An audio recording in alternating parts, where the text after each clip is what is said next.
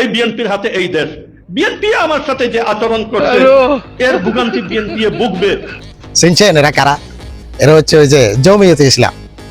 এই যে মহিব খানে কইছিল না খেজুর গাছের সঙ্গম হলো মিছিল, সেই সঙ্গমের লোকেরা, বুঝছেন? এখন কইতাছে কি বিএনপি এটার ফল ভোগ করতে হবে। বিএনপির একটা ফসমও শিখতে পারবে না তোমরা, কি করবা বিএনপি রে? হ্যাঁ, স্বৈরাচার শেখ হাসিনা ফেরাউনের বাচ্চা যখন দেশ থেকে ফালাই যায়, সর্বপ্রথম মিজানুর রহমান মালয়েশিয়া থেকে দেশে আইসা সব আলেম সমাজকে এক টেবিলে বসাইছে। সর্বপ্রথম গাদ্দারি করছে জমিয়তে ইসলাম, তারা আসে নাই, তারা বসেও নাই আলেম সমাজের সাথে। এটা কি ইসলাম? এটা ইসলাম না। ইসলাম ধ্বংসকারের মূল হচ্ছে যে এরা টাকার লোভে এরা বিএনপির সাথে জোটে গেছে। এখন একটা আসনও দেয় নাই বিএনপি, একবারে ঠিক কাম করছে।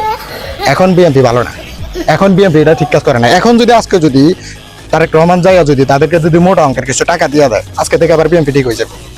এরা হচ্ছে সেই লোক। তারপর এক টেবিলে ডাক দিয়েছিল সুন্নিদেরকে, যারা মাজার পূজারি করে, অনেকজনের পূজা করে না, যাই হোক, ওদেরকে ডাক দিছে, তারাও আসে নাই। মাজার পূজারীরাও আসে নাই, সুন্নিরাও আসে নাই, এদেরকে ডাক দিছে, এরাও আসে নাই। চরমনায় যাই আসছে, পরবর্তীতে যখন 143টা সিট এ গ্রেডের কথা শুই না, মাথা হয়ে গেছে নষ্ট, পরবর্তী হয়ে গেছে বাইরে ইয়ার।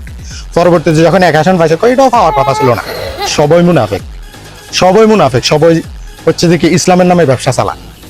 সবাইরে যখন এক টেবিলে বসাইছে, তোরা ইসলামিক দল সবগুলা মিলে যদি দাঁড়াইতি, অন্য কোনো দল আসার কোনো চান্সই ছিল না। কিন্তু তোরা কি করলি? তোরা মুনাফেকের সাথে যাই, তোরা যারা এই দেশ ধ্বংসকারী তাদের সাথে যাই তোরা হাত মিলাইছস। এখন কইতেছস কি তোরা তোদের সাথে ঠিক করে নাই? আরে বাটফারের ঘরে বাটফারেরা, তোদের লাগে এটাই ঠিক আছে। তোরা যারা ইসলাম নিয়ে ব্যবসা করস, তোদের লাগে এটাই ঠিক আছে।